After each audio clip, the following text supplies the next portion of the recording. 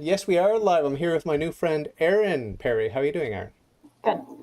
Do you know the origin of your name, Erin? Is that Irish? Yes. My name actually just means Ireland. Oh, no way. Yeah. Ire. Ah, Yeah. Erin. I think it's in the Gaelic. I haven't really studied any of the language Cool. background too much, but I know it means Ireland. And Very cool.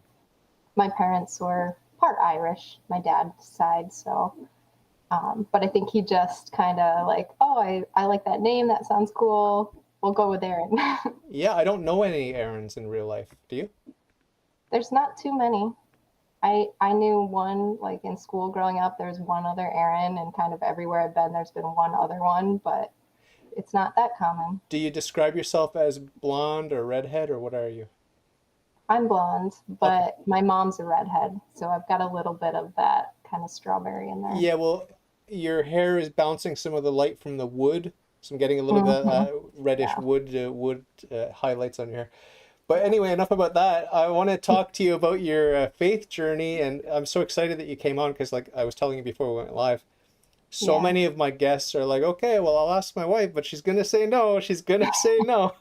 Saying you said yes, so you're a very special character, obviously. So yes. walk us Well, through the journey. Walk us through the whole journey from your childhood before the age of reason, when you were just too young to know how to think for yourself, but you had the impression your parents maybe involved you in religion of some kind. I don't know anything about you, so I think your husband may have mentioned, but I've forgotten by now. So just walk us through the whole journey up until today, touching on the highlights that you think are interesting or important. yeah. Well, you talked to Ben, and he's a convert, so Yeah, did you his listen story to his is interview, by very the way? different. I did. I listened to Did you it, like it? and I made Ben listen to it. Did you learn anything new about him? That's the most important thing. I don't think so. No. But I was thinking, if you wanted to recruit more women for the show, Yeah. maybe the way to do it is invite them to watch back their husband's interview so they can comment. Because we would have a lot to say Yeah, yeah. and maybe give you the real story Yeah, behind the well, that's what story. I always say. I always joke. I say I want to hear their side of the story because Yeah. we call you wives the better half for a reason, right? Yeah. So, yeah.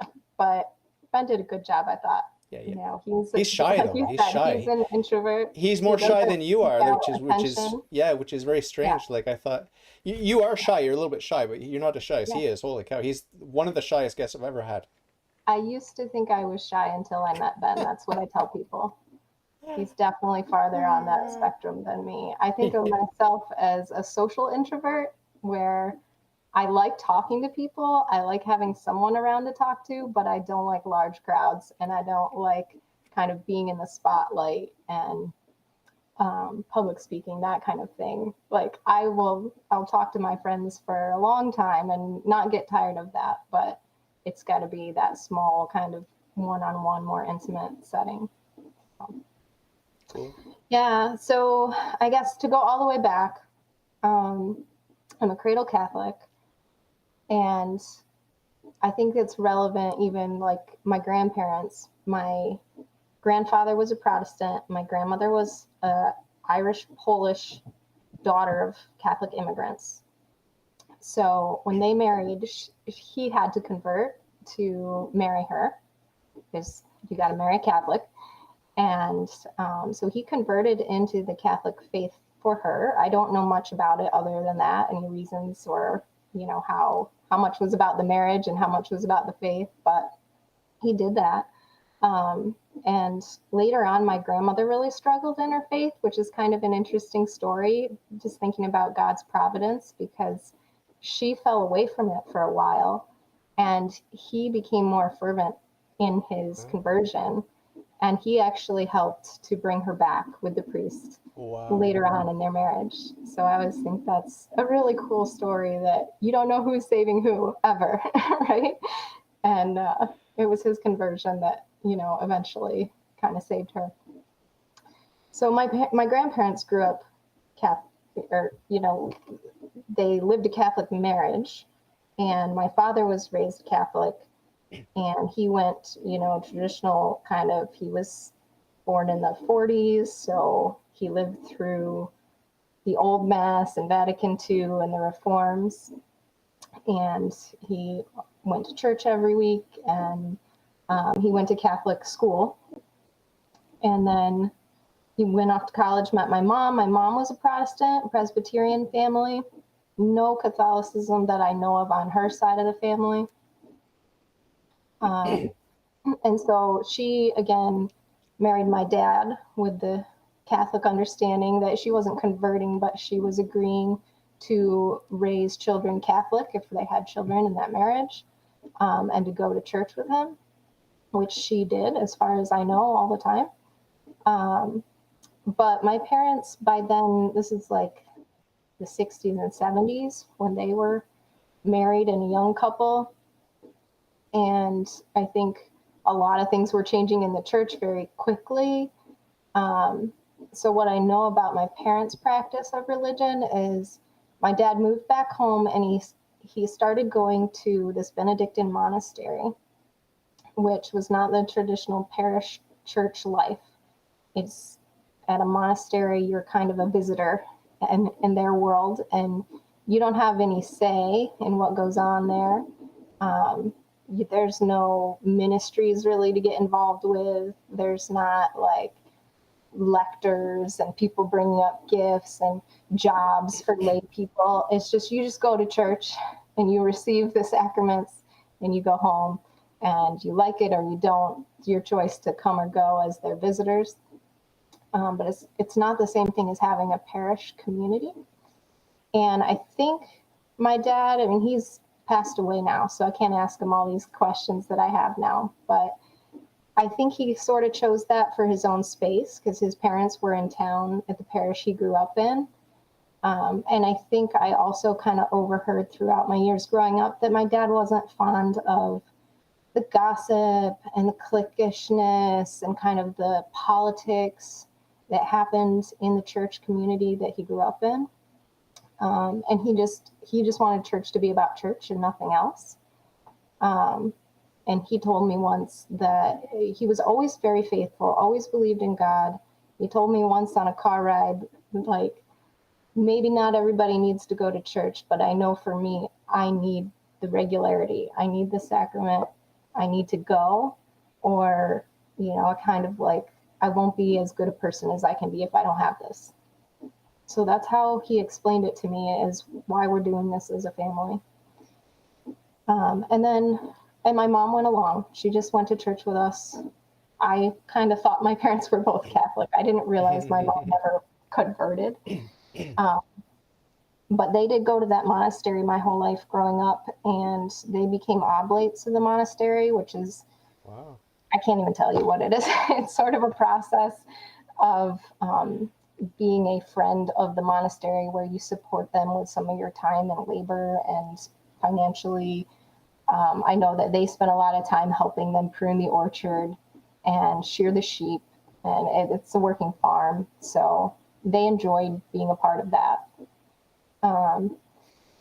And we had a little bit of a community of regular people that went to the monastery as their home church too. So there was some community there. And so I grew up going to church, thinking I'm a good Catholic. We go to church every Sunday, whole family. No, never questioned Catholicism or other religions. I knew my mom had a different background, but we weren't ever arguing about the faith or debating anything else. And I went to public school until 7th grade. And then in 7th grade, what happened was my mom was an art teacher in the public school system in the high school, and my dad had gone to that Catholic school. And I had those two options. I could go to the public high school, I could go to the Catholic middle and high school. And my parents couldn't decide. My dad said, I will never send a kid to Catholic school. He didn't like his experience there. He thought it was very strict. He was never a strong student, and he just felt kind of beaten down by that system. And although he did have some positive experiences there, he had a nun that really looked out for him and encouraged him there that he told me about. And my mom taught in the public school, and she came home just miserable every day. with another horror story to tell about what happened in her classroom, about the behavior problems, about the administration not backing up the teachers to deal with any of these problems. She didn't want me in that environment. My dad didn't want me in the Catholic school environment. So they were like, you decide, 12-year-old girl. And that's what I did. I went and visited the Catholic school, and I went and visited the public school. And the public school instantly to me just felt like a prison. It was just big and impersonable. And like we talked about, I'm an introvert and I like small one-on-one conversations, and it was too big. And people kind of, I would say it felt like they sneered at you. It felt like they were just looking at you like, who are you and what are you doing here? And kind of like you have to prove that you belong there. When I went to the Catholic school, it was just beautiful and warm and welcoming and friendly. And every single person was like, hi, what's your name? Where are you from? They just kind of glommed onto you like, oh, a new person. We're a small school. We like new people. So they were so friendly that I just came home and I'm like, that's where I want to go. I loved it. I loved the uniforms. I thought that was really special. I hadn't gotten to wear a uniform before and it made me feel important. So I liked that idea about it. And I just thought it was a friendly, warm place. That's why I made the decision. So I went to the middle school, and then I ended up going from there into the Catholic high school in our community. So I got 6 years of Catholic schooling in. What surprises me about all of this is that as I was growing up, we had to go to First Communion class at the parish in town and receive First Communion. So I did that. But for whatever reason, the diocese I grew up in, things were very strange for a long time. They didn't teach us First Penance. They didn't teach us to go to confession. It wasn't required for First Communion. And I was never instructed in it. I never went. I didn't really even know it was something I should do. We did, when I got to the middle school, we had penance services once a year where you had the option to go up and tell the priest. Sorry.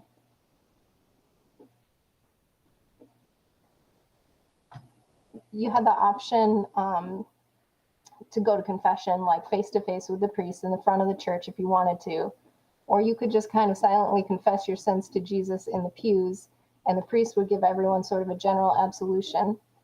I don't think that's legal, but at the time, the diocese had kind of approved this to happen. So that was my only experience with confession at this point, and there was no way I was going up to the priest. I would never do that. Wasn't prepared, didn't know how to do confession at all, and really didn't even know what I was missing. And then I went on to high school, and I also realized, because we had to take a class on the sacraments, that there's one called confirmation that I knew nothing about. Nobody ever talked to me about it. I wasn't confirmed. So I learned about it in high school, but I didn't even really ask about it or seek it out. And my parents never pushed it to me. They didn't teach me about it. We didn't have catechism at home. We didn't have instruction. We didn't read the Bible. We didn't pray outside of occasionally grace at meals and like an Our Father or Hail Mary at bedtime. So we went to church on Sunday. That was pretty much our hour of God a week. And we could talk about religion. My dad loved to talk about everything. He was an economics professor, but he would talk about anything with anybody. So it was always open. Like, you could ask questions, you could bring things up, but we, just as a family, didn't live a very devout life. And I didn't know that other families did. I just thought, this is Catholic, this is what we do.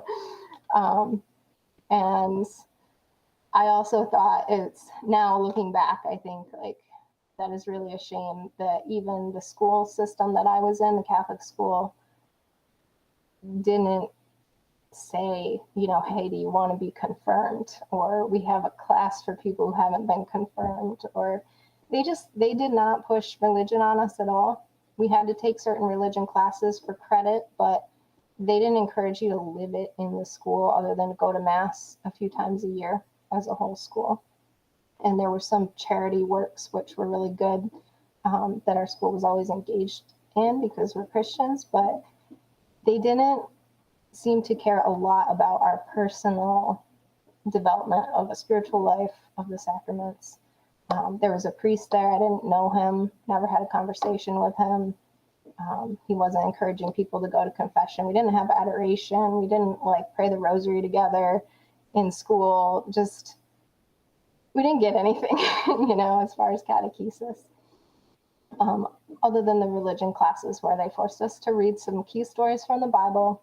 We had a class on the sacraments. We had a class on religions of the world, which I loved. And we had a class on morality in the 11th or 12th grade on morality and death and dying. And those were interesting. And our teacher one day in that morality class, she asked who believed in the real presence. And about a third of the class said they did. I don't think I was one of them. And then we took a survey online that she had found that was a whole bunch of questions about what you believe, and then it told you what religion you were. Uh-huh. And I got universally Unitarian, right? Because they just like everything, and everybody's welcome, and you can't do anything wrong. So I was kind of like, oh, that's funny, I have a friend. I have a friend who's an atheist, and he became a minister in the UU. Yeah. He's a good friend of mine. I met him at university, and I missed his phone call this morning. Unfortunately, I wanted to talk to him, but we're close friends. But he's an atheist minister, so Yeah. My sister got married in a Universal Unitarian church, and they got married there because they wanted a minister who wouldn't speak about God in the ceremony, and his parents were atheists. And I'm just like, is that a church? Why are you asking for a minister? If you don't want to speak about God, you can just go to the civil office, It's bizarre to me. Oh yeah, I just want to insert a little joke here, if you don't mind. I just discovered that I was married. My wife and I were married by a pope. Did you know that? It was because we got married by a judge, and it turns out his name is Pope. His last name is Pope. So I got married. Nice. I got officially married by a pope. So. See, I think God is very funny like that, and he plays with these things all the time. I know where this guy is going. This is going to crack him up, 10 years down the road. The Lord works in mysterious ways and draws straight with crooked lines. Sure. With crooked lines. So we're up to your high school. We're at your high school years here. Is that where we're at? Yeah. So I'll say a little bit more about the monastery experience because that's kind of mixed for me. Like Catholic school, monastery wasn't trying to evangelize me or my family.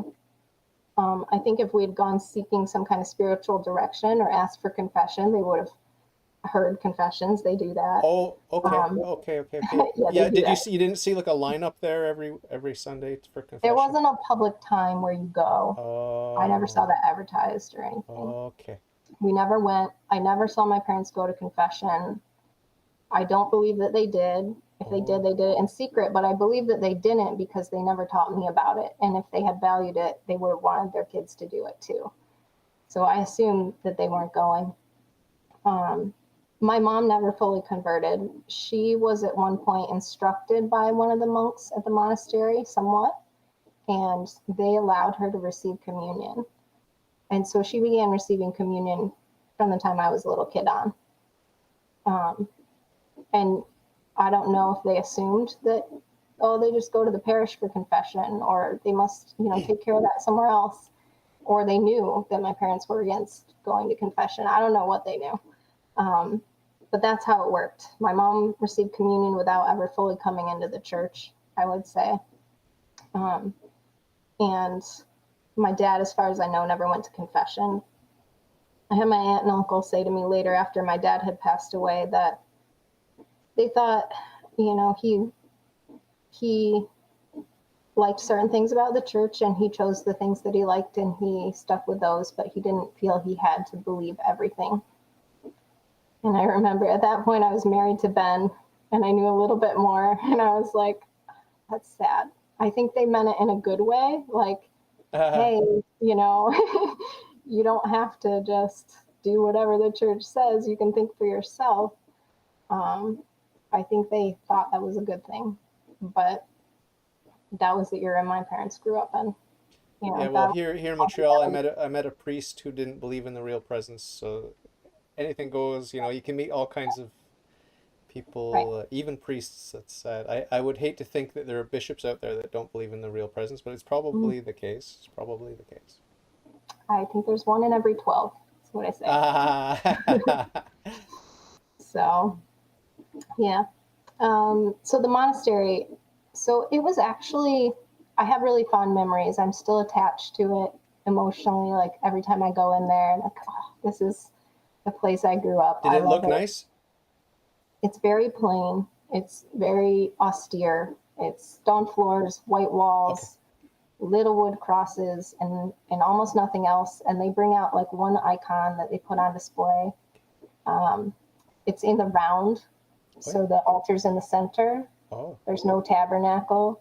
It wasn't, I don't think originally it was set up that way. When it was first built, it was like just before Vatican II hit. I think it was in the 1950s that they built it.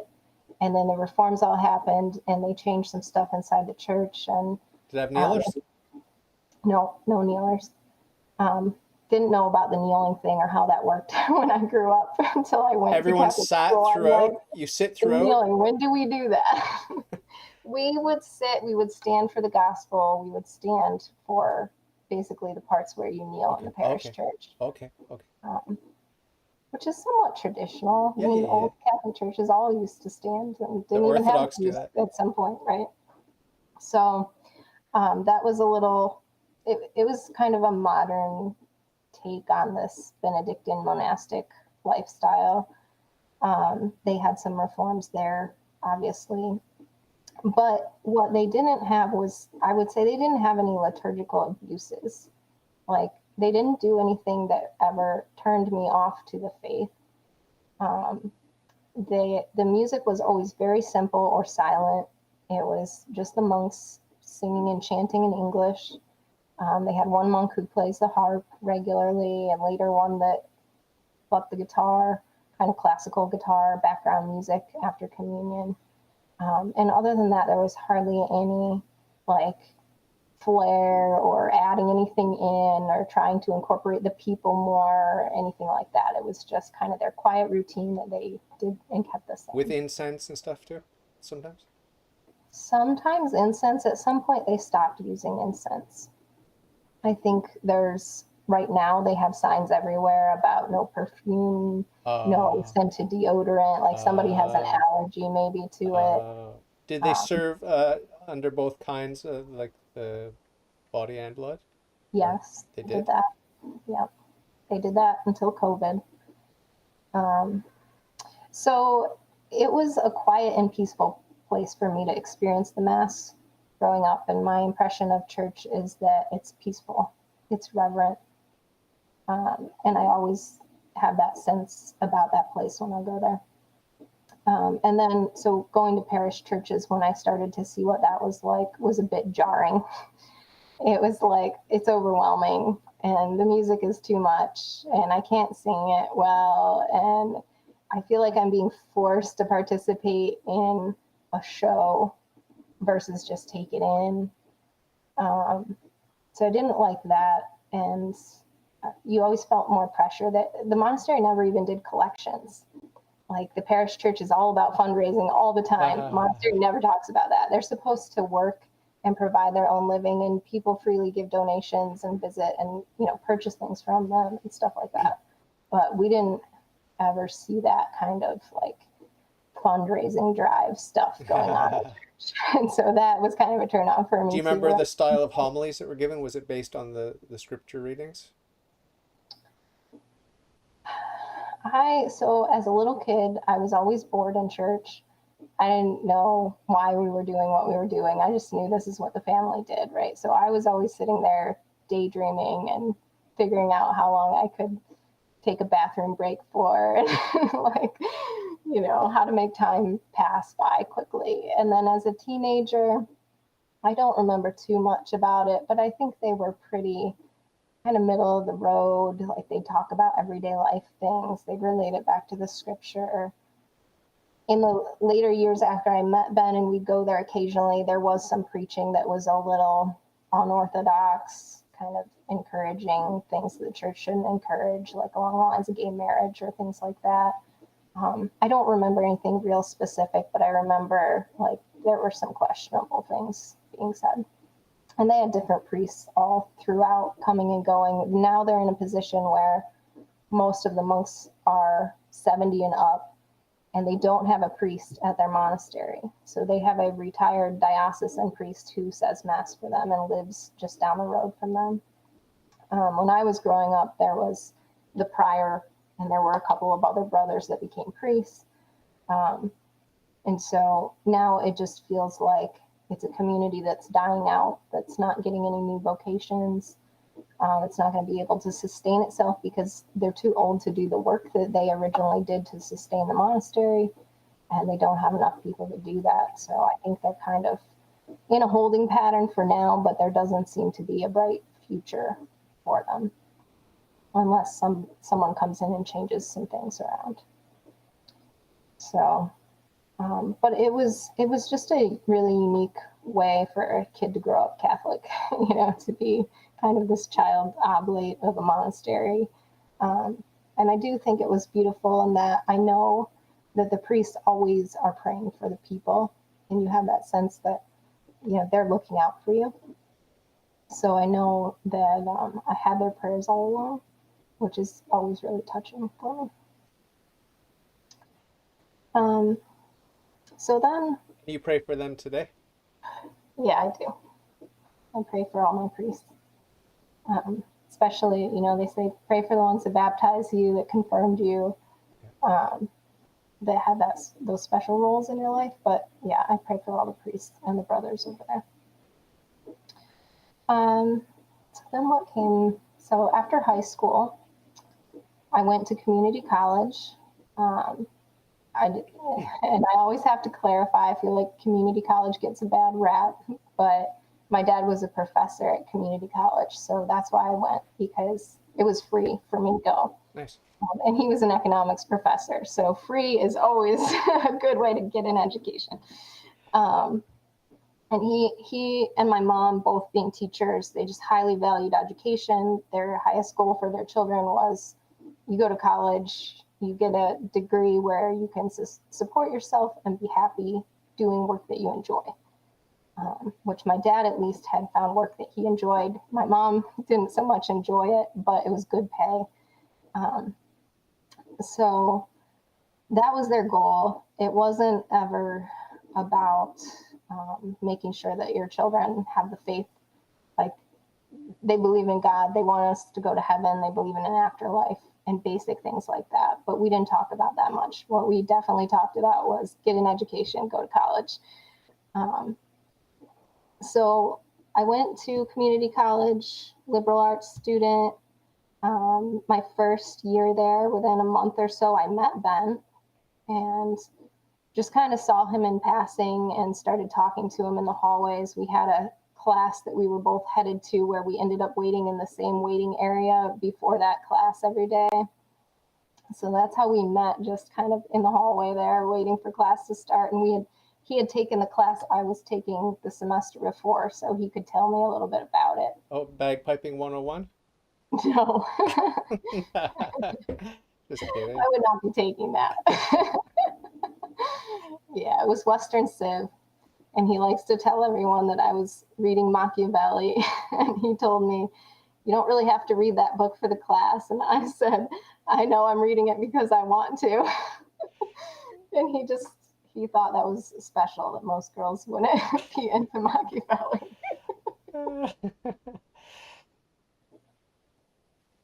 So that's how we met. Did your dad like Machiavelli?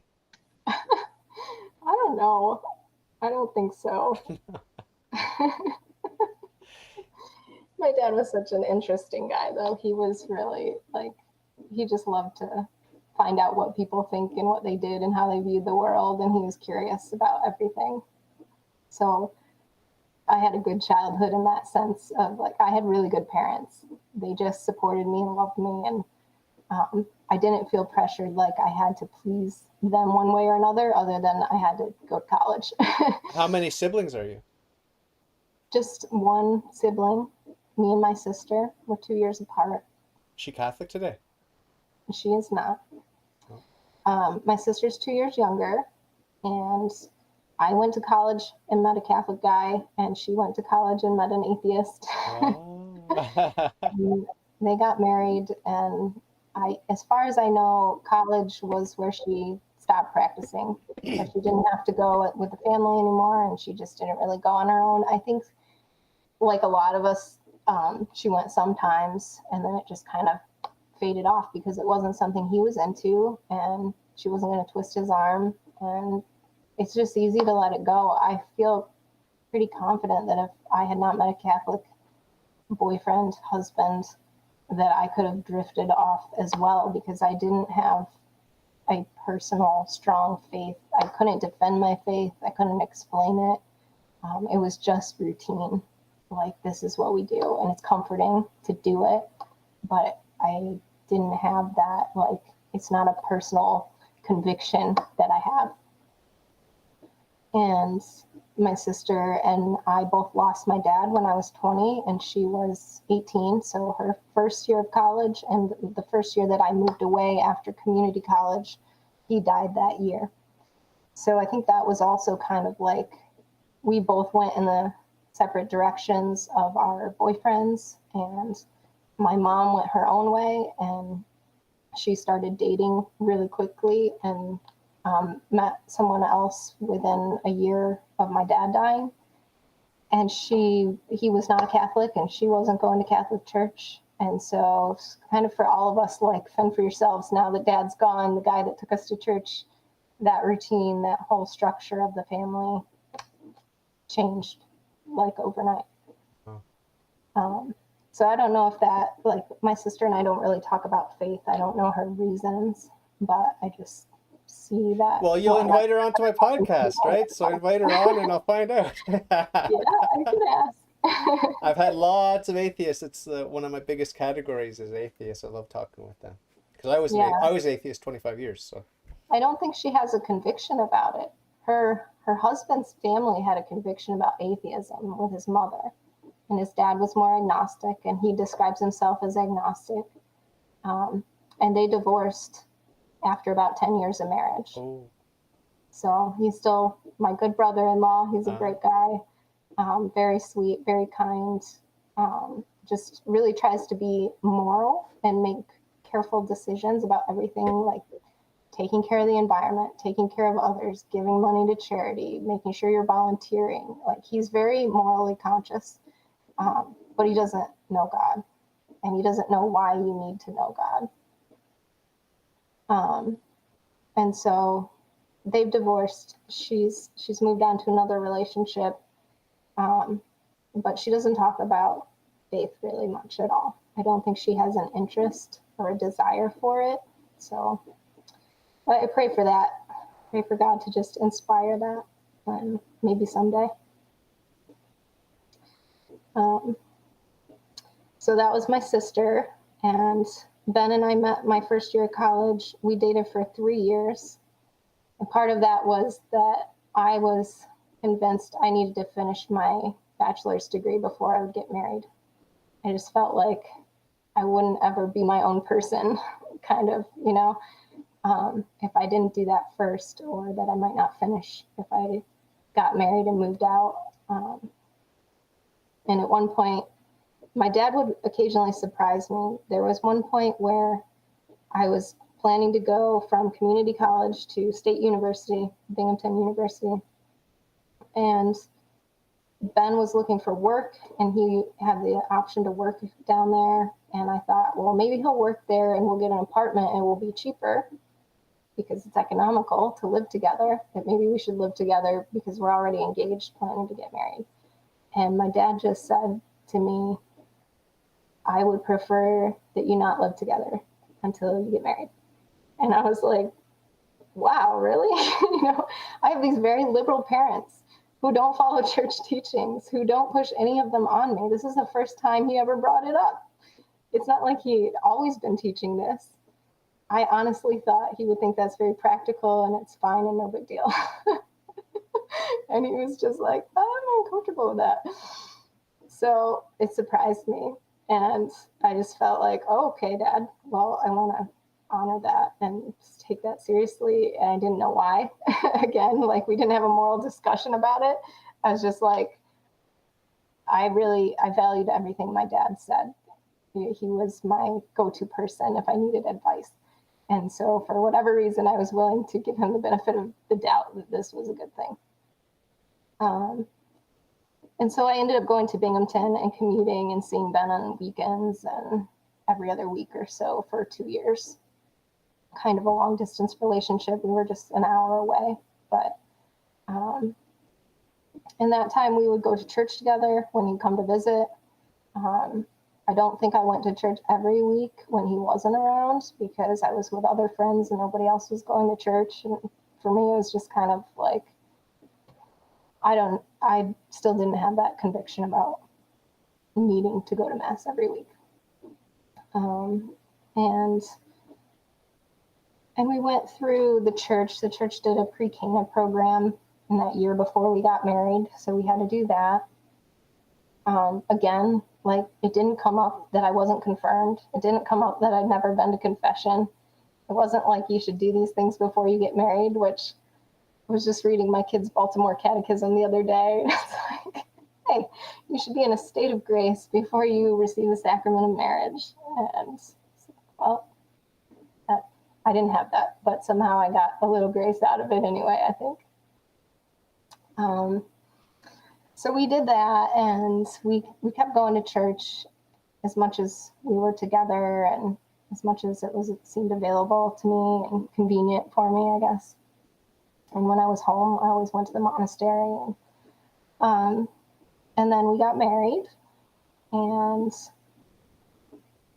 we were fortunate in that Ben knew to let them know that we were going to Rome for a honeymoon. We wanted to go see Rome. That was a place that kind of he picked out as meaningful to him as a convert to Catholicism. I think the religious aspect was what drew him.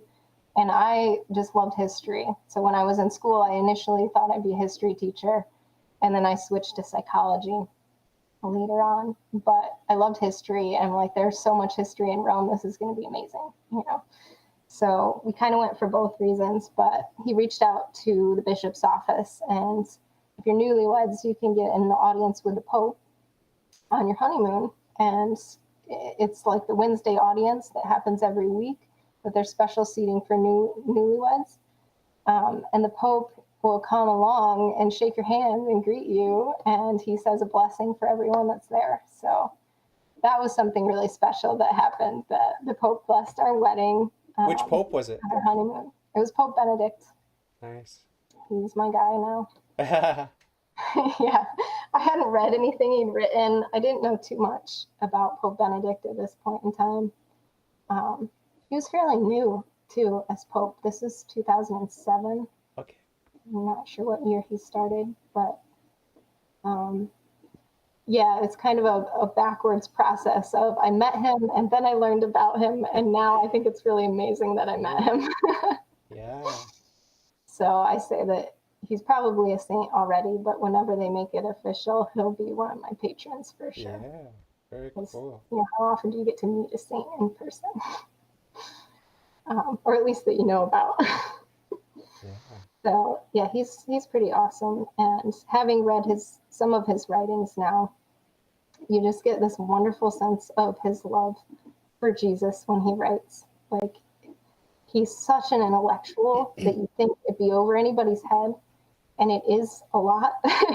But then he ends it with some statement of just really what he believes from his heart, and I'm like, oh, I get it, and I see that you're so sincere. This isn't just an intellectual endeavor for you.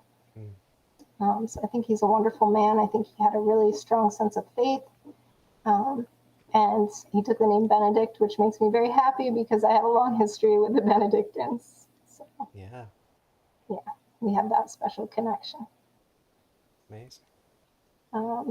So then we were kind of newlyweds, and I was in grad school for 3 more years and got my doctorate in school psychology. And that's what I do now. Basically, I'm a counselor in a school and a director of student services. So Catholic it's school? part psychology. No, it's not Catholic. Um, Part psychology, part administration work with middle schoolers. Um, so that's what I do for work. Ben's our homeschool dad now. He just left his job last year to be the homeschool dad, and we went through this whole big discernment process of which parent would keep working, and decided that I have a good place to work and I enjoy my work probably a lot more than he will ever enjoy the kind of work that he was in, because I work with people and I'm helping kids and families, and it's just intrinsically more rewarding. Um, so that's where we landed, was that I would keep working and he would do the homeschooling. But kind of before that, I would say there was like a 10-year period where I was in school, I was starting my career, Ben was figuring out his career, and we had 3 children while I was still working on my dissertation. And throughout that process, I had my first child the first year of grad school, had my second child the first year of internship, and then my third child before I finished the dissertation. So I joke that I'm probably holding the record for most babies had while getting a dissertation wrapped up. I don't think anyone's beat me yet. Wow. And so it was like very busy life of just kind of getting your feet under you, figuring out parenting and marriage. And we were going to church regularly, but we were kind of like a foot in 2 different pastures all the time, where we would go to the monastery half the time, we would go to the parish church half the time. We didn't have a clear home church community. We just kind of like sightseeing a lot of churches, and Ben was never happy in most Novus Ordo church settings, and so he'd like to go visit the Byzantine church in town, or if we were traveling, we'd go find a Latin mass somewhere and visit those. And I was learning from him all about different liturgy and history of the church. And also because I was a grad student, I was commuting to school an hour each way for 3 years. And I listened to Catholic radio, which was a new thing to me. Apparently it's been around for 30 years, but I just found out about it. And I listened to that for a lot of those 3 years on my commute, and just like all the questions that didn't get answered in Catholic school growing up, all the catechism that I didn't get, they just kept going over it and over and over it until finally I felt like, okay, I think I can remember some of these answers. I think I can start to own some of these answers and have a response for these things. And so I was getting more and more convinced that the things the church did had good history behind them. They had good reasons for it. Like when I was a teenager, I would have thought, well, why can't women be priests? What's the big deal? And my parents probably would have asked the same questions. And in fact, like when that teacher asked us who believes in the real presence, she didn't follow it up with catechism and why we should believe in the real presence. She just left it hanging in the air. Like, you guys say you're Catholic, you're supposed to believe in the real presence. Good luck with that. So those questions were never answered when I was a teenager, and they were just open-ended. I had a teacher in that understanding the Bible. He raised the question that maybe Jesus had brothers, and we didn't know for sure. And like archaeologists are still working on this, and we may find out one day that he really did have brothers. And I'm just like, now looking back at those years going, oh my gosh, what were you doing to us? They didn't teach us the faith. They didn't encourage it. They didn't teach vocations. And I'm kind of mad about it now. But that was my life. My first kind of 10 years of marriage and parenting was learning my faith through asking Ben a ton of questions and listening to Catholic radio and starting to like research some of it on my own. And I didn't have a lot of time. I'm not a super nerd who's read everything or can quote anything. still not great at quoting scripture or things like that, but at least I was starting to own it. And I was very, very interested in it. I feel like I'm just drawn to always know there's a higher power. There's something that created us. The world is so complex and beautiful and interesting. And the fact that we can know it through scientific processes, that things are predictable and patterned and ordered, just screams to me that somebody created it with a purpose. Right. So I never questioned my faith. All growing up, I've never questioned whether there was a God. I just felt like I know it. I just don't know enough about him. And then this adult phase, I was learning that what the church teaches actually has reasons behind it that go way, way back. And people a lot smarter than me have been mulling them over for thousands of years. There's little chance that I've got a better idea than they do about this. So I grew to have a lot more trust and confidence in what the church teaches, even if I didn't fully understand it yet. I was like, I bet if I did the research, I'm going to find there's good reasons out there. So I started to think that way and kind of gradually accept everything that the church says we have to hold to be true. Were there some stumbling blocks you struggled with that were, you know, you didn't really want to accept, or like were there some emotional uh, sort of problems that you had with things that bothered you about Mary or the Pope or any particular issues? Because when I talk to Protestants who convert, they're Yeah. typically just a handful of issues. But for a cradle Catholic, I don't know.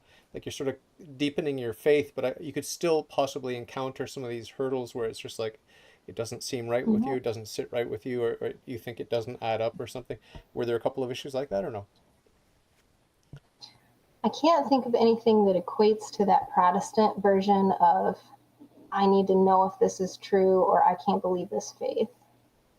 But I could say that confession was very intimidating for me Can you tell because me about your first proper confession? Like, but not your sins, but the emotional journey and all that. yeah. Um, so this is after that phase. I was, I think, 25-ish when I made my first confession and got confirmed. Wow. And I know that because I was pregnant with my second child when I got to that point. And I was at the point where I was convinced intellectually that the church is not wrong about what she teaches on all the major doctrines. Um, but like you said, there wasn't something that I was hung up on. It's just I didn't know the arguments for it. I didn't know how to defend it, and I wasn't comfortable saying I believed it without being able to at least find somebody, a source that backs it up. I may not have the argument memorized myself, but I know I can go and find the information out there. So now I'm feeling confident enough to say, like, yeah, I can say I believe this for myself and not just as a child kind of doing it for your family. Um, so we had a faith formation person, a youth minister in the parish who was friends with Ben, and he knew that I hadn't been confirmed, and he just kind of brought it up of, would you like to do this now? And he mentioned RCIA, which I was curious about going to because I just wanted to learn as much as I could. And he said to me, oh, you're married to Ben, you don't need RCIA, which is probably true. But at the same time, it's different from your spouse. Like, I wanted to hear it from other people too. And when I hear things from Ben, my reaction is, prove it. It's not, oh, I love you, I accept anything you say. It's like this automatic, I need to challenge you on it. And Ben's very smart, and he met all my challenges. He had an answer for everything, and it still makes me mad today. We're like, we We have a Catholic card game at home, Catholic trivia. Mhm. He's beaten me every single time. Even when I recruited all my friends to be on my team against him alone, he wins. And I'm like, it's not fair. But we're a little competitive. So yeah. But this instructor, he's like, you don't need RCIA. You've already you can find out anything you want to know from Ben. You've already studied this stuff. He went through a list of questions, I think, with me and said, why do you want to do this? And what do you believe? And just basic catechesis type questions. And he said, okay, so I'm going to write the bishop and tell him that you're going to be in the group for confirmation when he comes in the spring. Um, and we did that. And so I think part of that process, I went to confession before that. I don't remember when my first confession was exactly. I wish I had written it down, but I don't remember. Um, I just know I prepared at home with Ben kind of telling me the script that we're supposed to follow. He even wrote a little cheat sheet for me that we still give to our other RCIA candidates today, because it's just the one page. Here's what the priest is going to say. Here's what you need to say. Here's a space where you can make notes if you want to dare writing down your sins. Um, and here's your act of contrition. And so I would take that with me because I didn't have it memorized. So I just got in the confession line one day in the church and I had my list and I walked in and I said, this is my first confession. And I don't even think the priest asked me any other questions. Like, he probably should have asked if I was even Catholic, because sometimes people aren't and they think they can go. But yeah, it was just a traditional confessional behind the screen. He didn't know who I was. I wanted it that way. And he really didn't grill me on anything or ask too many questions. And then I remember coming out from it and just sitting down in the church and looking at the giant crucifix on the wall over the altar and just kind of almost like, not like hearing a voice, but having that inspiration kind of internally of Christ just saying, I love you this much, with his arms out on the cross. And I just felt that total love and relief of having unloaded all of this stuff. So it was a beautiful experience afterwards. It was extremely nerve wracking to go into it. And I still get nervous going into confession. So, When's the last time you went? Thursday. I, I try to go once a month, and lately I've gone more frequently than that. We have a new priest who has much more times available to go to confession. That was always a hang up for me too. We used to only have it on Saturdays, and I work in town and I live outside of town, so it's almost an hour drive to go in town and back for any trip. So I'm like, I go into town every day and I go into town Sunday for church, and Saturday I might not have to go into town one day. But that's the day when confessions are. So if you're going to go to confession, you got to make the separate trip. Now we have it before every daily mass. We have it after Thursday evening mass, and we have it Saturdays as well. Amazing. So much better.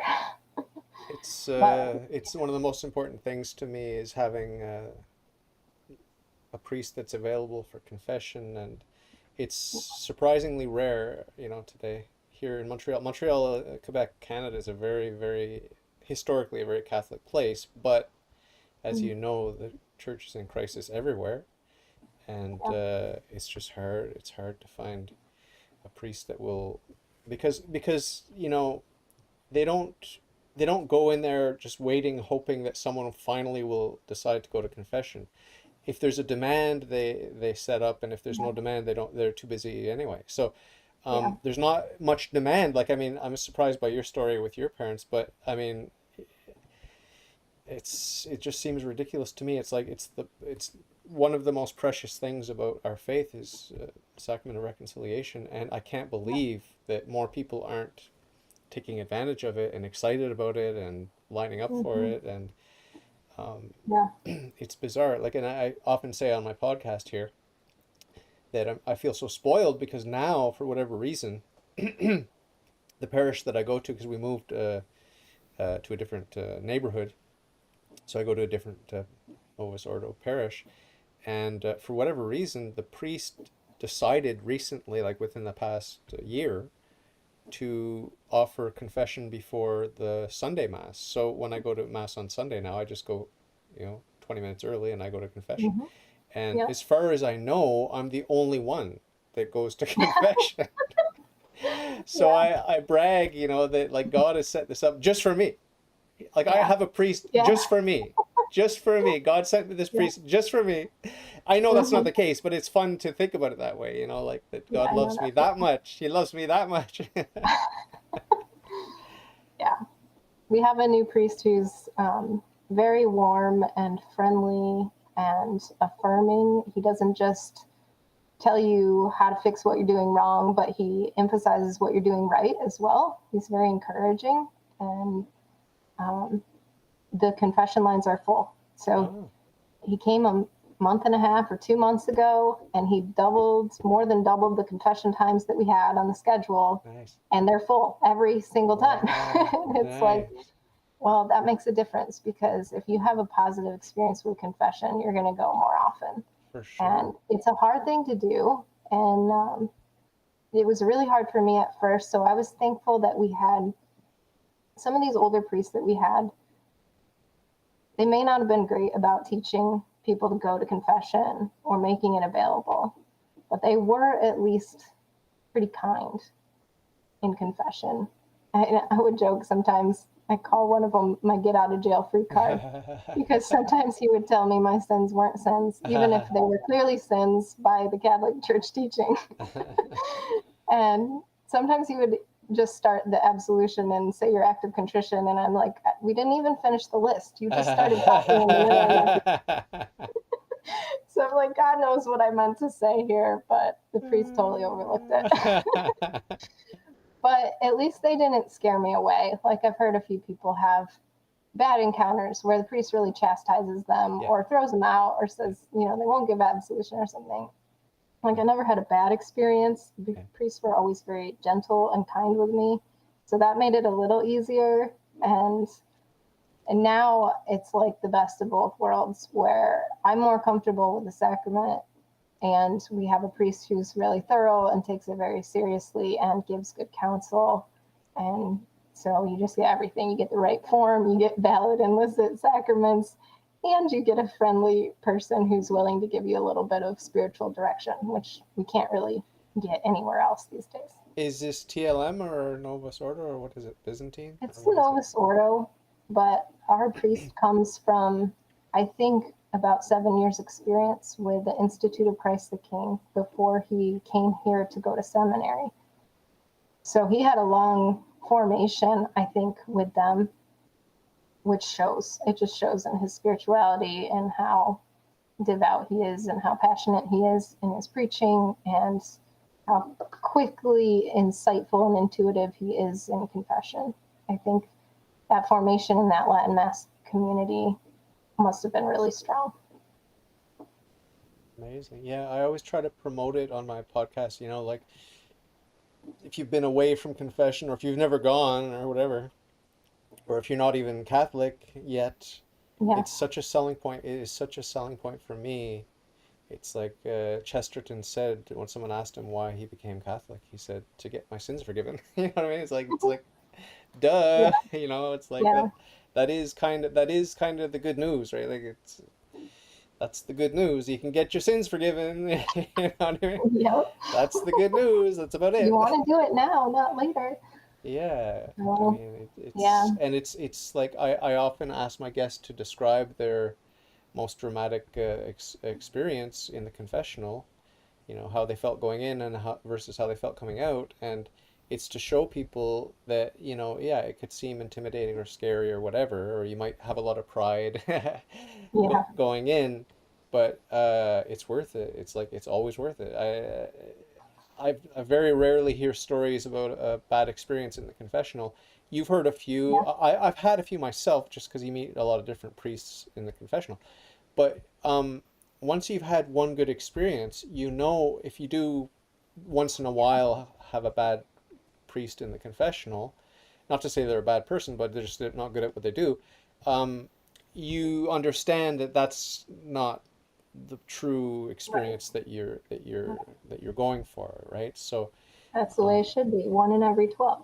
yeah, yeah. So Yeah. it's amazing the richness and the treasure that we have. Like you've just been talking about it, Hmm. the history, the doctrine, the the saints we have, the sacraments that we have, the priests that we have, and of course it's a mixed bag, and we have to be aware that there are wolves in sheep's clothing and weeds among the wheat, and that's to be expected. But it's such a treasure. Yeah. So the experience of being a cradle Catholic is so different from being a convert. I'm a convert, your husband's a convert, and it's Hmm. such a different experience. And sometimes I go back and forth on which one's better. Like, I feel like I'm lucky because I got to come in from the outside. Hmm. And then I Yeah. listen to you talk and I think, well, you had a safer journey. Like, you know what I mean? Like, Yeah. because I could have been That's true. in hell like so many times if I'd been struck by a bus or whatever. So I don't know which one's better. I guess God has a plan for each individual and it's all for Yeah. the best. I'm curious how much time you have left because I know it's almost 5. I My have next one's at class 6. tomorrow. The next one's at 6. We got about half an hour left. Oh, If you have the um, time, yeah, whatever you yeah, like. I do. I do. I just wanted to maybe get into the rosary a little bit Okay. because Yeah. kind of talking about conversion, Yeah. like for me, I had that sort of intellectual conversion Uh, along the way from the time I was married to Ben to the time I was confirmed. But it wasn't until 2019, 2020, that year, that school year, um, that I started praying the rosary. And up until that point, um, I did not have that conversion of heart of really, really loving the faith and the sacraments and Jesus himself. I just knew it was right, but I still felt like at a distance from it. So I'd been listening to podcasts. I think this has come up on your show a few times, but I was listening to a lot of Dr. Taylor Marshall. ah, And this was not recently. This was like when I was in grad school 10 to 15 years ago. Um, so he started out as a great teacher of Thomistic theology. He had a lot of talks on just different catechetical topics that I needed to learn about, and I felt like I learned a lot from him. Um, so he gets a bad rap now, but I did learn a lot from him initially. And when he started becoming mostly about the Pope and the current politics of the church, I just stopped listening. It wasn't relevant to me anymore. Um, but he ends his show all the time with pray the rosary or you're not on the team. So that's kind of like this subliminal message that's in the back of my brain all the time too, and I'm hearing about it. And I was in a women's group where we prayed it at the beginning of each meeting, and all the other women knew how to do it, and I didn't know how to pray the rosary. So I'd have my little card, like I need to follow the instructions. I don't have all the prayers memorized. I don't really know the mysteries. It takes a while to learn the rosary. Um, so I was a little bit challenged by that, just seeing that other women know this so well. It's a part of their regular faith practices. Um, and it's being talked about a lot and kind of on these podcasts and things I was listening to. So Ben had been telling me for a long time to do it. And of course, because it's my husband, I'm like, I don't need to do what you're telling me to do. I can do my own thing. And I had all these excuses, like it's too long. It doesn't really fit in our lifestyle. We're just too busy, parents with little kids and day jobs. And like, when am I going to have 45 minutes to sit down and figure this out? And I was like, if I do it badly and I resent doing it, then what's the point in even doing it to begin with? So I had all these reasons for not doing it. And then for whatever reason, 2019 in the fall, I was just like, I'm going to give it a shot. And I think Ben actually helped me with that by saying, just pray a decade. Like, a decade's better than nothing. Okay, you're right.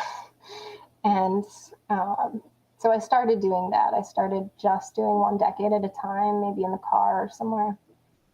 And at first, I was only learning how to pray the rosary. I wasn't really mentally into the rosary.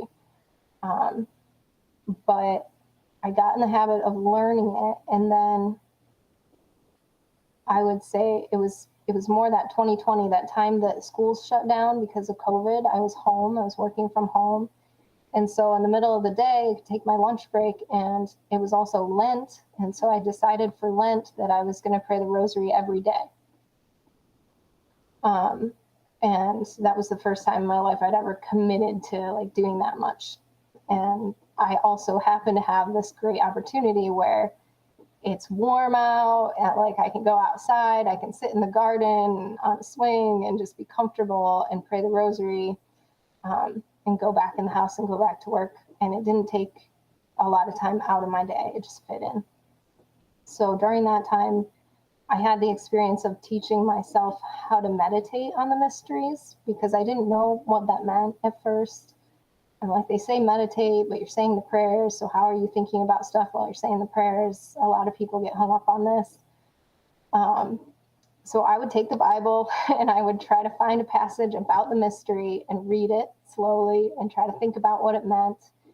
And I would just kind of close my eyes and ask Mary questions like, what am I supposed to get out of this? What is the key thing? Like, why does this matter? Why is this important? Why is this the mystery? What would Jesus feel in this mystery? What would you feel in this mystery? And I really just talked to Mary at first. Because Jesus is for me growing up, and when I started to read the Bible more and know what the church teaches, Jesus is still like an authoritarian figure who judges you. And his teachings are very stern because he's always talking to the church hierarchy, and he's very stern. But that's my impression of him, is like, he's stern with me too. So it wasn't like I could closely have a conversation with Christ in my heart when I would pray. I just couldn't do that. So with the rosary, it was kind of like Mary showing me Jesus's life and telling me little snippets about it along the way, and letting me just be an observer, and then gradually just really starting to empathize and understand what he was going through, and start to kind of just fall in love with him as a person and his story, and in a safe way, in a safe, like, guided way. And I laugh because I can picture my kids. Like, we just went to meet the priest in our parish for the first time. We sat down with him, and he offered the kids a seat. And what do they say? Like, they shake their head and they cling to my side, and they come and they stand behind me in my chair, and they kind of like peer over my shoulder at the priest, like, who's this new guy? Not sure we trust you. And that's just literally how I approached Jesus through the rosary. It was like hiding behind Mary and letting her walk me through the story over and over again, and asking her questions. And I really experienced a lot of inspiration, where I could see the beauty of the sacraments in those mysteries, and especially the sorrowful mysteries. But I could see things coming together. I could see parallels between the mysteries. I could see things being highlighted that I wouldn't have picked up on if I was just studying the faith. But it's that meditative process of just like ruminating on these ideas and letting your imagination kind of run with them a little bit, and trying to take different perspectives and ask lots of questions about them. And then all of a sudden something would pop out, and I'd be like, wow, that's just so cool. You do the luminous too? I don't. I'm not going to say I won't, but it was a lot to learn the first set of the 3 sets of mysteries. And because I was only doing those 3, the way they lined up in my mind, like, I think there are intentional parallels between those sorrowful mysteries and glorious mysteries and joyful mysteries. Like there's a peak to them, you know, the nativity, Christ comes down and touches earth. And there's a peak to him being crowned with thorns. And there's a peak to the Holy Spirit touching down to the apostles. And they fit together. And then when I see the luminous mysteries and I try to think about how they fit in, they don't flow like in the patterns that I was already seeing in my mind between these mysteries. They feel out of place to me. And I don't think there's anything wrong with them. And I think what I learned from the rosary was how to meditate on scripture, and that's valuable to use with the entire Bible. But I still think there's something specialer about the three traditional sets of rosary mysteries that I like them. They resonate with me the best. And I struggled with the luminous ones and didn't really connect with them as well. So I occasionally do them, but not regularly. But I wanted to bring that up because the rosary surprised me. I was really hostile to doing it at first. I did not see the point. I didn't see the value in all the rote prayers.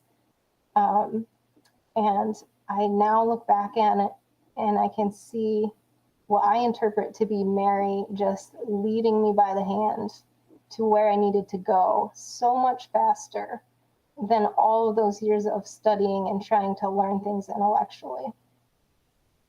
It was so fast. These inspirations that I would get would come so quickly, and I would feel this hunger to go to Mass and hunger for the sacraments, and love for Jesus. And one of the first things that happened when I started praying, this is kind of a roundabout story, but back in those college years, I had a job where I had to show movies on campus, and I had to show the movie Emily Rose about the exorcism of Emily Rose. Right, it's the movie. Have you seen it? No, I can picture her face. I've seen the still images. Yeah, it's based on Disturbing. a true story of an exorcism. Are That you was a talking about? You're not talking about the Exorcist movie, the famous one with that. You're no, not this talking is about that. You're talking about the one that's closer to the actual reality. it is, I think, closer to reality. But I watched this movie in college. This was really my first exposure to exorcism stuff. We weren't taught general catechesis. We definitely weren't taught about hell and exorcisms and devils. Okay, because you don't need to go to confession, so that none of that stuff really exists. But when I watched this movie, it's about this young college girl who's possessed by the devil. And then she goes through this traumatic series of exorcisms where she's just bodily, totally beat up. And she dies without ever being freed. And in the story, there's something about like maybe Jesus came to her and said, do you want to continue to suffer? Do you want to be free? And he gave her the choice, and she chose to suffer. So there's some theory about that. I don't know if that really happened. But in the public eye, this was a controversial exorcism where the priest may have done some things wrong and abused her and allowed her to continue she hurt herself a lot. She was like a psychotic mental patient. She would, I think, defecate in her cell, and she was on her knees constantly, like in these ritualistic prayer actions that were just injuring her body and bruising her and hurting her.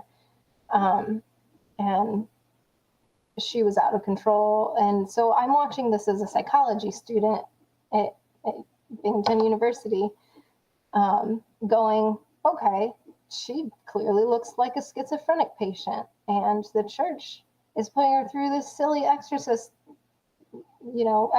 nonsense.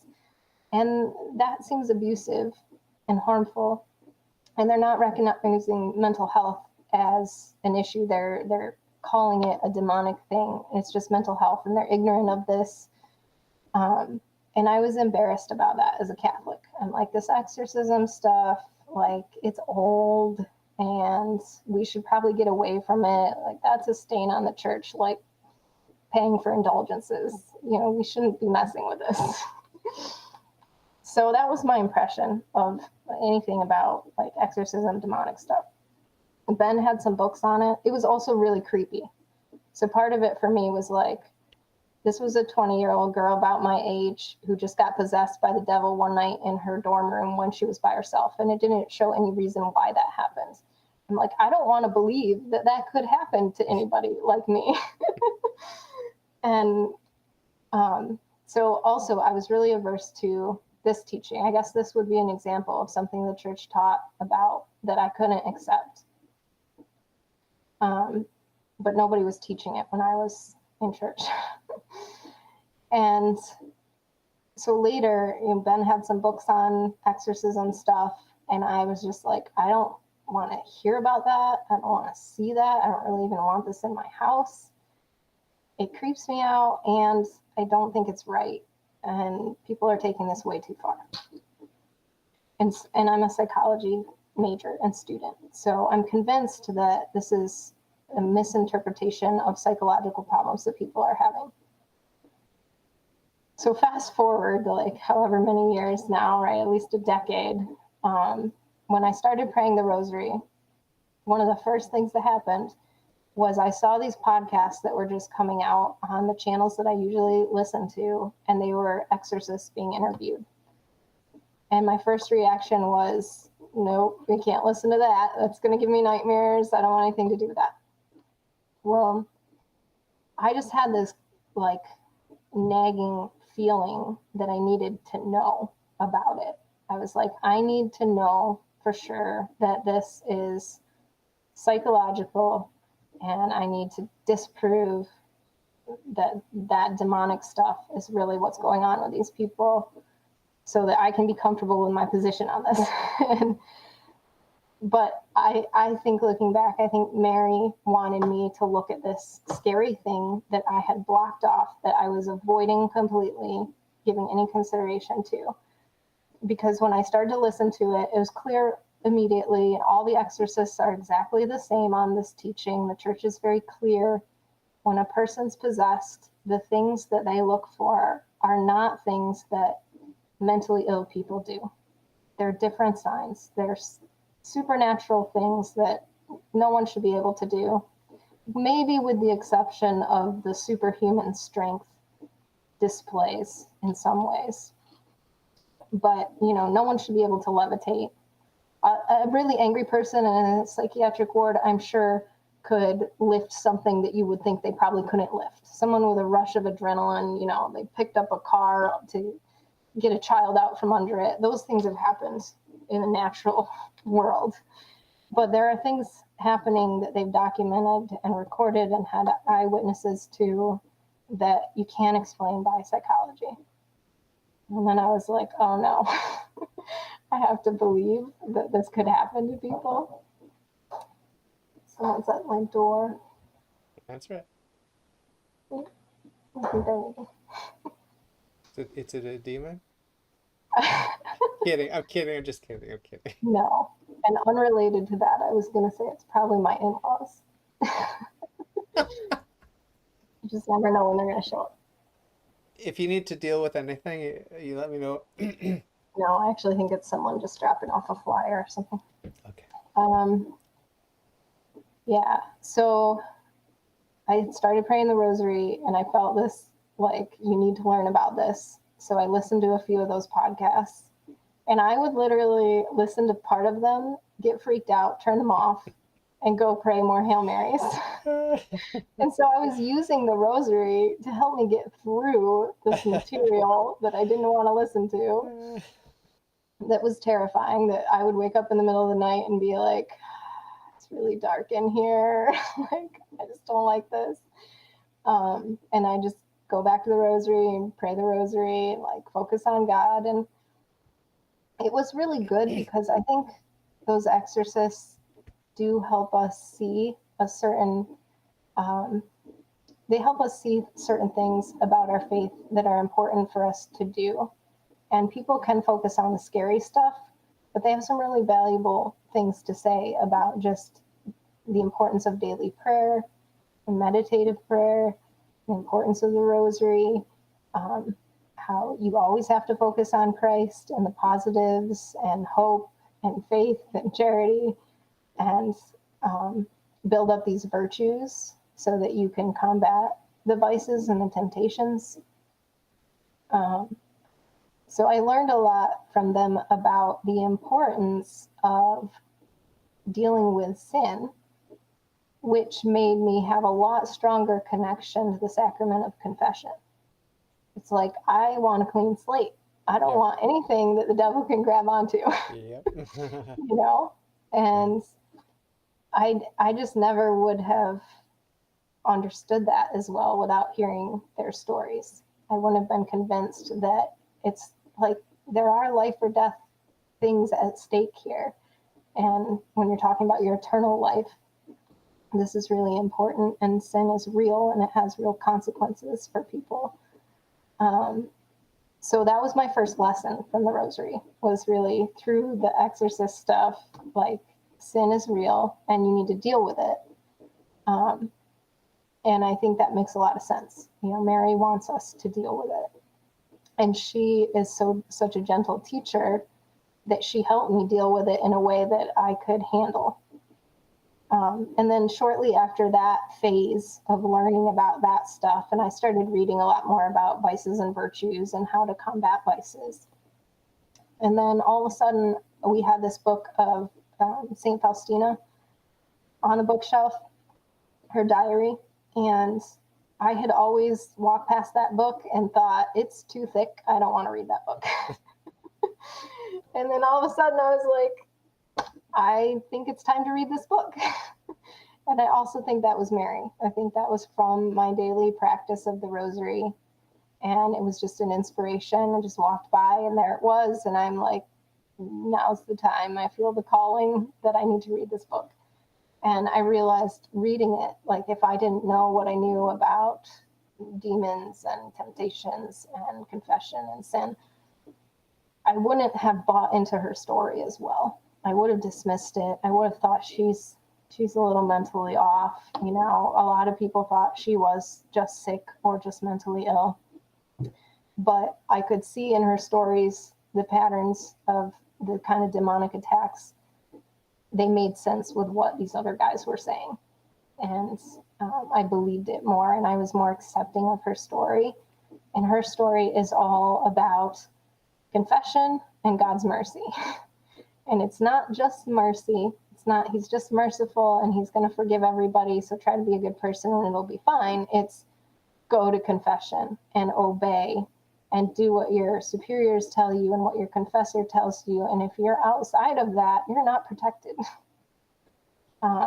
So she's very firm on that in her story. And they fit really well together, the lessons that I learned from The Exorcist and then reading St. Faustina's diary. And she also just really teaches you mental prayer and how to converse with Jesus by modeling what she did, how she talked to him, and how she felt that he responded to her,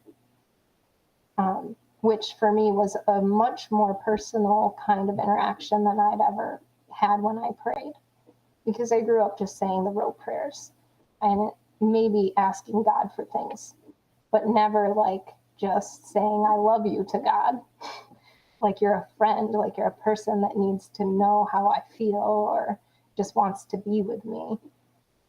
So those were two really good lessons, and also just how to meditate, how to begin to really take scripture and make it your own and realize the Holy Spirit can work through you and through your priest and your confessor. And I would pray, after I read her diary, I would pray, Saint Faustina, teach me to hear Jesus's voice like you do. And, you know, like 6 months after I started doing that, I started to feel like I could occasionally recognize an inspiration or a thought in my head as something that maybe wasn't totally generated by me. Like it's just in that first person voice that I call God.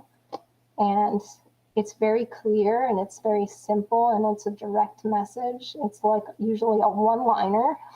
It's like focus on this one thing. Like the last thing that I experienced, I had been praying for my dad's soul a lot, and we lost our priest last year, which caused me a lot of grief. And I had been praying about that recently, and I had this inspiration where the voice of God in my thoughts just said, I will always provide a father for you. And I had just lost a priest father, and it brought up the same grief of losing a real father. And this was like a direct, this is a promise from God that I'm always here. I'm always working through these men and these people that are in your life that are mentors, that are like giving you guidance or advice or whatever at different points in your life. I've always had support, even when my dad hasn't been around to give it. And so it was like, hey, I've always been here. I'm always going to be here. There's always going to be what you need. So they're just one-liners like that. But I never experienced that in prayer before, where I would hear something and recognize it as God communicating back to me. And I think that all of that just kind of started to come together through that initial starting to pray the rosary. Cool. Before we wrap up here, because I've got about 6 minutes left, I want you to talk, because it's come to mind as you've been speaking. I want you to talk about your guardian angel, because you seem like the type of person that would foster a relationship with your guardian angel. And I know, because talking to people that listen to Taylor Marshall, that Taylor Marshall does emphasize the guardian angel, and he's done a bunch of videos on it. But it's something that I think about often, how I'm neglecting my relationship with my guardian angel, and I pray a couple of prayers a day to my guardian angel. And I occasionally remember to ask him to give me the graces to build the friendship, do my part in the friendship, whatever, and to obey him and whatever. Yeah. Just to be aware. But there are some saints throughout the history of the church that had a very, very intimate relationship with their guardian angel. I think it was Saint Francis of Rome or something like that. But I don't remember the exact story. But there was one that could actually visibly see their guardian angel, and if the saint would sin, then the vision would fade. It's like pretty good indicator. So Yes. Wouldn't it be nice if we all had such clear direction? I my used to say that about St. Faustina. I was like, wouldn't it be nice if Jesus just showed up in my bedroom every day and told me what to do? yeah, I trust that God, God knows best, and he's not just going to give everyone all the toys and all the visions and all Yeah. the things for a good reason. Like, I mean, I was just thinking today or yesterday, I don't remember which, but I often think like God knows me. He knows how weak I am, because I often think like why don't I suffer more, and why don't I get more trials and tribulations and stuff, like why is my life so easy and whatever. And my instant reaction always, maybe because my guardian angel is whispering in my ear, but my reaction always is, well, because God knows me. He knows I'm weak. I can't handle Yeah. much. So he doesn't give me the challenges he's given me aren't too big, right? So, Mm-hmm. but what's your relationship with your guardian angel in prayer, or just, reaching out to him? What do you Yeah, do? I guess that could be another thing where I could have said earlier that wasn't really part of my Catholic upbringing to really believe in that. And it's so abstract. Like, I haven't had any vision of this. And it's just hard to believe that and it's a little weird. Like the idea that someone's watching you all the time, it's a little uncomfortable. But I do think it's real now. I do think that we just don't understand what spirits are. Like, we try to humanize them. Like, okay, there's just this invisible person that's standing next to me, watching me, and judging what I do or keeping notes or whatever. But spirits are like, they're not in a place. Yeah. They're like here and with God at the same time, and from what some of the exorcists kind of teach on this is that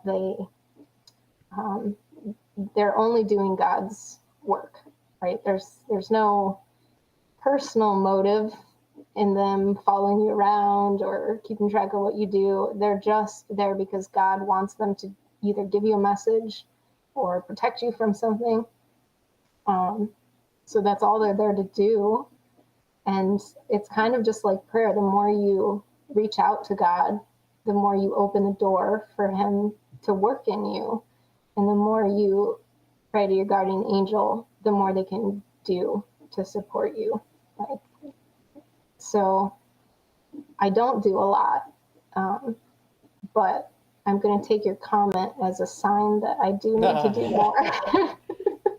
I do um, one of the little tricky prayers I do occasionally, like kind of like a roundabout prayer, because I've got many family and friends who aren't Christian, much less Catholic, but um, like my wife's anti-Catholic, so I'll ask my guardian angel to have a chat with her guardian angel. It's kind of like a behind the scenes, behind the it's a yeah, secret deal going on behind closed doors. No one has to know about it. It's just like yeah. it's a little bit like espionage. Like I get my guardian angel to talk to her guardian angel. No one needs to know.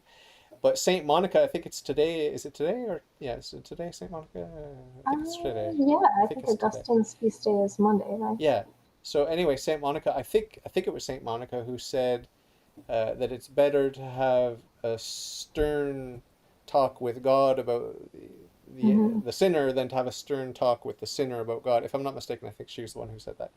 But whoever said it, I mean, it's genius. It's that soft sell once again, that sort of secret Yeah. negotiating, and no one needs to know except for God and the good guys. There's a whole team of good guys. Like that's the whole thing with the spiritual battle. Like there are good Mm-hmm. guys and there are bad guys, and Yeah. we have to firmly resolve to be on the good team. Like Saint Ignatius of Loyola boils it down to that scene with the two hills and the two standards or flags on the two hills, and it's like Christ or Satan. Just pick a team. Yeah. There are only two options. Like it's not hard. Pick one. It's like Yeah. so it boils down to that. So in my selfish choices, moment to moment, day to day, whatever, I kind of have a foot in both camps. Like, oh, I want to have the short term pleasure, and I also want to be a Christian. But so God's aware of that weakness in me. He's working. That's the mercy of God. That's the angels didn't get that. They failed the test. They're done. But we Mm-hmm. get that. We get that training wheels, and we can fall. We go to confession, and we can fall. We go to confession. And we can't do what Bart Simpson did, which was to go into the confessional and say, "Well, I'm going to do the same sins again, but hey, Yeah. give me my forgiveness and blah blah blah." Yeah. Or like my Kent Hovind said, I just did a review of one of his videos, why he's not Catholic, and he said that we could pay in advance for our sins with indulgences, pay this dollar amount to do this sin, that dollar amount to do that sin, and he did a whole list that was Yeah. allegedly published by Pope Pius X or someone, I don't know who it was, Pope Leo X, I think. Mm-hmm. Anyway, whatever it was, it's a bunch of anti-Catholic propaganda nonsense, right? But Yeah. there are these false ideas floating around, like about what are indulgences, and I Mm-hmm. personally I love the indulgences. I try to remember to ask for indulgences every time I lift my thoughts to God, because that's eligible for indulgences every time, Yeah. every single time you lift your thoughts to God. That's what prayer is. Every prayer have the intention to get indulgences and your temporal punishment due to sin, either for yourself or the souls in purgatory, however you want to apply it. And now I'm consecrated to Mary, so I let her decide how to apply everything. But I also Yeah. have We did my that this year too. I did the Marian consecration for the first time, and Ben renewed his. Montfortian, like Saint Louis de Montfort. Yeah. I think you mentioned that to me. Yeah. Yeah. Very cool. So I have to let you go, but I hope you come back Yeah. because we've just scratched the surface. I've got the introduction to Thanks Erin, so much. the introduction to Erin, part one, Yeah. and we'll continue. You're very eloquent, articulate, and knowledgeable about the faith and everything. Now that you've married Ben, right? Yeah. That I rely on Ben for my page references and dates and people encyclicals. Well, it's great. I mean, you bring your own qualities and strengths and depth and intuition and everything that a woman has that a man doesn't have. I'm not saying that I don't have intuition. I'm not saying that I don't have emotions. I'm not saying that I don't have depth or compassion. But women are different from men, and women do have something to bring to the marriage that men don't have, or that they lack a little bit or whatever. And Yeah. that's one of the reasons that I ask husbands to invite their wives on the podcast, because it's such an enriching, it's so enriching to meet you, not just for your sake, but to complete the picture with Ben. Like it was like you could have been anyone, You could have been anyone, but you're you. So that Yeah. says something very specific about him and his needs and Hmm. Yes. completing the puzzle there. It's exciting. Yes, you didn't get to ask about vices and virtues like you did with Ben, but Uh, when I watched that section, I was thinking, yep, I'm oh, definitely your opposite on that. oh No yeah. problem with wrath here. Say patience is one of my stronger ones. But yeah, we uh, definitely complement each other in those and help each other. And that is our purpose in marriage is to help each other get to heaven. So is he I'm watching always live in the other room? struggling. Is he watching live in the Yeah. other room, or is he going to watch it later? We had to take the kids out to a picnic, Oh, so okay. they're out of the house for now. Okay. He'll watch it later, I'm sure. With you? You're going to watch with them? Yeah, probably. So that's cool. I need to see his reaction. So Yeah, you'll be watching his face while he watches. yeah, So I hope you come back, and I hope Ben will come back. Tell Ben also, that I'd like to yeah, have him absolutely. back. I'm sure he will. Or we can come back together, and I You can just you could talk do over that. him the whole time. Yeah, you could do that. You could do that. It'll be fun. So We're thank you. funny because we're both firstborns, so we have this sort of similar temperament where we always need to be in control of the conversation. It's not that easy to have a conversation with both of us. Well, I think I did mention to Ben that I enroll all my guests in a perpetual mass, and I'd like you to return the favor just by praying for me, remembering me in your prayers. And it could be, I always remind people that it doesn't have to be a big burden like, oh, I got to remember David in my prayers every day. No, just ask Mary to put me on the list, and I'm on the list. I'm on Yeah, the list. Okay. I will And do then that. and then I've when been doing that. when you think of me for whatever reason, once in a while, you could say, "Oh yeah, just renew that intention for David." So that's what I do with all my guests. I've got them on a list, Yeah. and they've got their perpetual masses. But I'll get an inspiration during the day, like I'll think about this guest or that guest, and I get emails from guests too. Like one of my atheist guests just sent me an email, like, "Hey, I'm becoming interested in Christianity. I don't know what's happening." Yeah. And Awesome. so he had a couple of questions about the Bible and about the faith and whatever. And it's like, wow, wow. That's why I do the podcast, is for exciting moments like that, Yeah. and the journey is so scary because I mean, Hmm. I have the faith now, but I have to struggle to keep the faith. It's not Yep. a given. And if you're not moving forward, you're Constant struggle. backsliding. Like COVID taught me, if COVID taught me anything, it humbled me in terms of like the fragility of the faith. And you talked Mm. about your Yeah. grandmother. Was it your grandmother that lost her Hmm. faith and came back Yeah. because of the husband that converted? So Yeah. it's like it's a very, very, very fragile thing, our faith. And Hmm. we can't take it for granted. That's the sin of presumption. We can't despair either. We have to have confidence in Christ. Hmm. But it's a battle. It's definitely a Yes. battle. Yes. Any Well, final thoughts before we will say goodbye here? definitely.